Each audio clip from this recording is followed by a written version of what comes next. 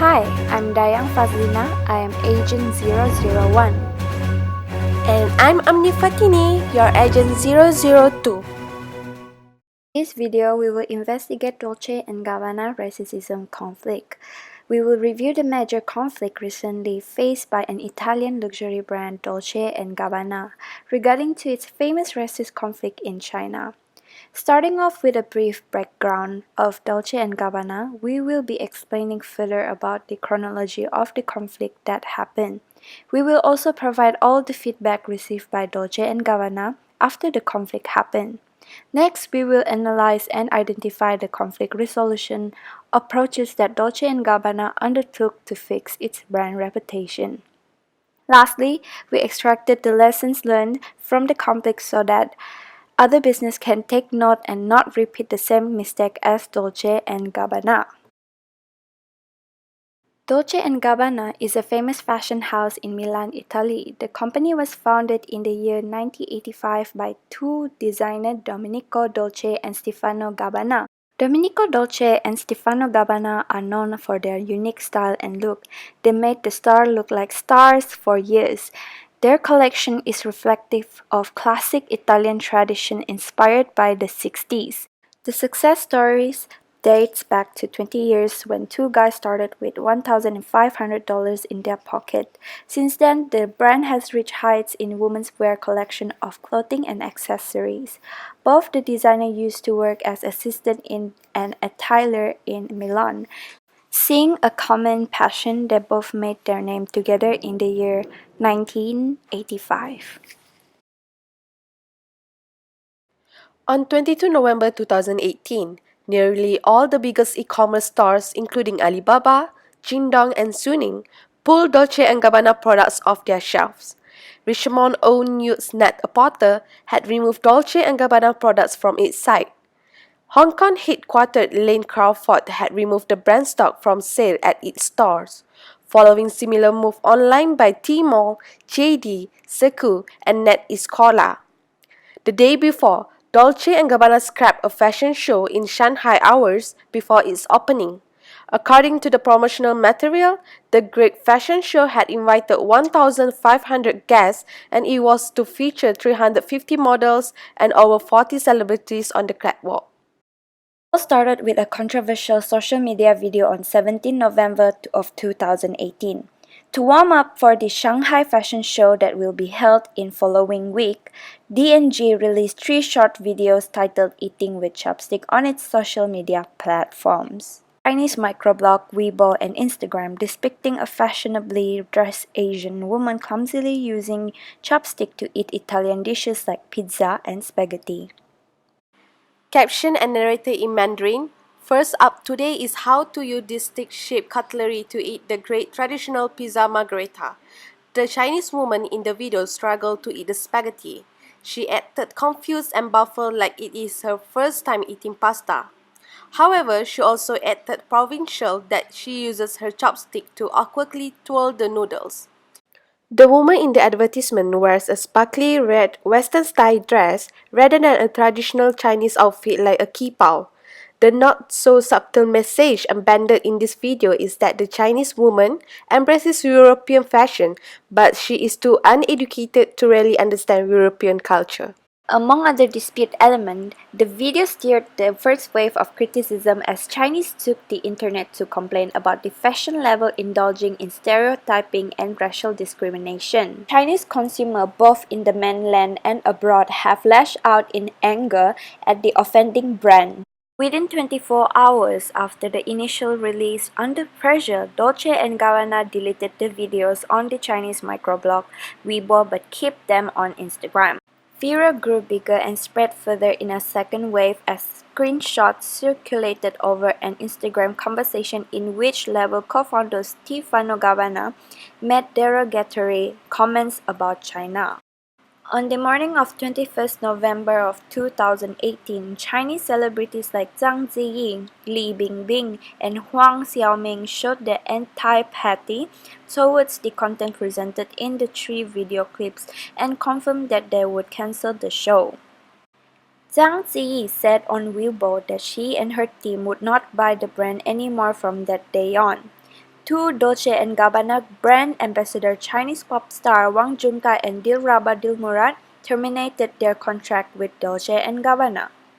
The next day, all the key Chinese online stores which sells luxury goods removed Dolce & Gabbana products from their shelf.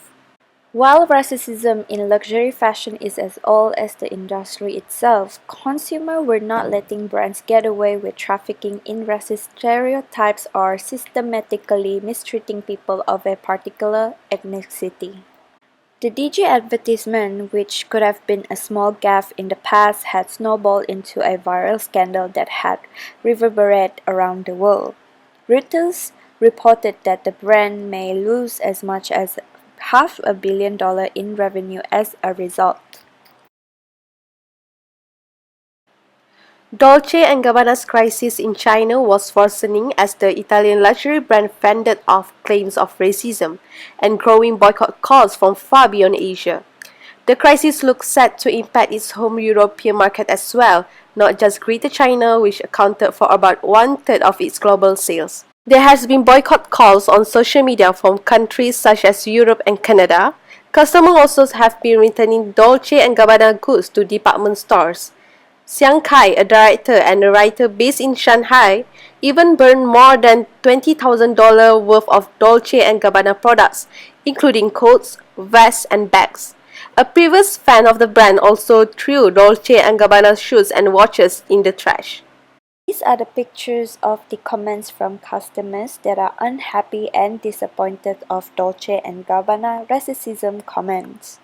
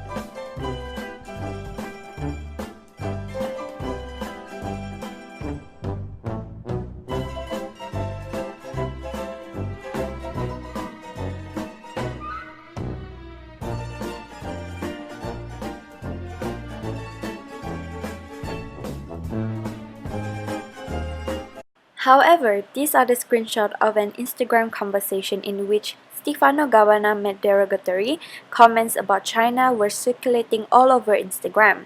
And the following was one of the responses to the conversation, mocking the brand by pointing out the smallest of details, which was one of the word spellings cancelled. Also, Victoria's Secret model Estelle Chen accused Gabbana of being a coward for using the hacking excuse, posting a photo of a self-written passage on her Instagram account. On the video, Yuki Hyoka commented, "This is not only a Chinese thing anymore. It shows how disrespectful you are toward other cultures in general and how racist you can be. I hope you are a big failure in your international market." As mentioned, on 23rd November 2018, the two founders Dolce and Gabbana apologized in a video themselves.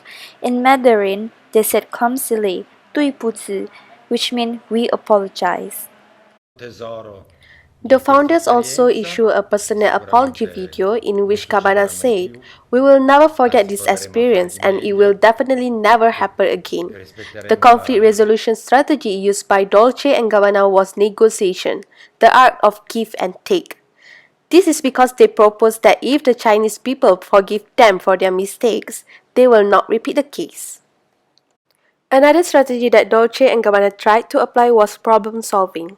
A Chinese fashion blogger shared a screenshot of an Instagram conversation in which Gabbana apparently called China as a country of poo among other insults. When this was made known to the public, Gabbana attempted to make a public announcement about how he never said that and that his account was hacked by internet trolls, which really did not seem like the case. The first lesson learned is to always check your values. The key issue is that you need to review your mission, vision, and core values and see if you really respect and appreciate the other culture before entering the markets. Your values are part of your branding and they influence and shape what you do and how you interact with the customers and how you treat their cultures. If on one side you claim that you love their culture, but on the other side you talk down or make fun of the consumer's culture, your pride and arrogance will pay in the end. The second one is to understand the culture. Be politically correct and let the right people do the right thing, which will lead to being culturally correct in the end. Empower the local team and let those who understand the local culture decide what to do and what not to do. Do not make decisions in the head office based on your own culture and expect the local team to implement them without adaptation. The last one is to apologize with sincerity. Be ready and be bold enough to apologize when a crisis comes. Take responsibility and find constructive solutions and remedies. It is more powerful than just explaining and finding excuses. As a conclusion, cultural insensitivity is proving to be a costly mistake for Dolce and Gabbana, particularly as he has been called out for controversial comments before. Values are increasingly important to consumers, and issuing a generic apology is not sufficient anymore. Brands need to show that they are taking affirmative actions to make the amends. For businesses in diverse markets, it is essential to have a diverse team and a collaborative approach to marketing initiative on the ground so that the scandals and the crisis could be avoided. China is a hugely important growing market, particularly for luxury goods. But if brands do not take the time to understand the consumers in this market and work with people who do, they will not succeed. As a Chinese quote says, water can hold up the boat but also can flip it over. Therefore, the Chinese consumers are like water that once made Dolce and Gabbana float high, but if Dolce and Gabbana cannot respect and treat the Chinese culture with care and delicacy, the boat of this big fashion brand could be flipped over anytime. With that, that's all from us. Thank you. Goodbye! Bye.